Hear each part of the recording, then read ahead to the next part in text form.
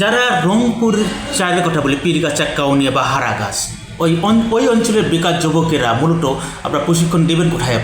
আপনাদের এখনও প্রতিষ্ঠান তৈরি করা হয়নি প্রশিক্ষণ যেখানে দেওয়া হবে? মূলত যেহেতু আমাদের এই উদ্যোক্তাটা তৈরি করবো আমরা কৃষিভিত্তিক, সেক্ষেত্রে যে আমাদের ঘর লাগবে বা এই লাগবে এরকম নয়। আমরা প্রথমত আমাদের উদ্যোগটা কী নিব, সেই উদ্যোগটা হচ্ছে আমরা ছোট ছোট কৃষি খামার করব।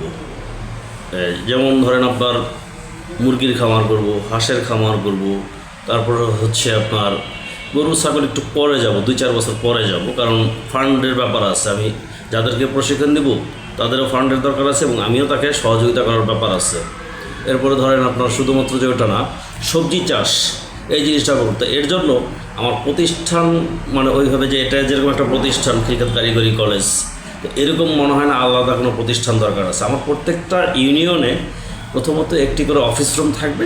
সেই অফিস রুমে তাদেরকে প্রাথমিকভাবে জাস্ট খালি তারা ফর্মটা পূরণ করবে এবং বাকি যে কাজগুলো হবে বা প্রশিক্ষণ হবে সব প্রত্যেকটা মাঠে হবে। অর্থাৎ বাস্তব দেখে সে কাজ শিখে, শুধুমাত্র বোর্ডে বাইয়ে দেখে ওই কাজ শিখে সে কখনোই ওইভাবে প্রশিক্ষিত হতে পারবে না, আর ওই প্রশিক্ষণের কোনো ফায়দা নাই। আর আমি যেহেতু প্রশিক্ষণটা দিব, প্রশিক্ষণ বাবদ কোনো টাকা পয়সা নিচ্ছি না বা নিব না, তো এই ক্ষেত্রে আমার ওই রুমেরও দরকার নেই।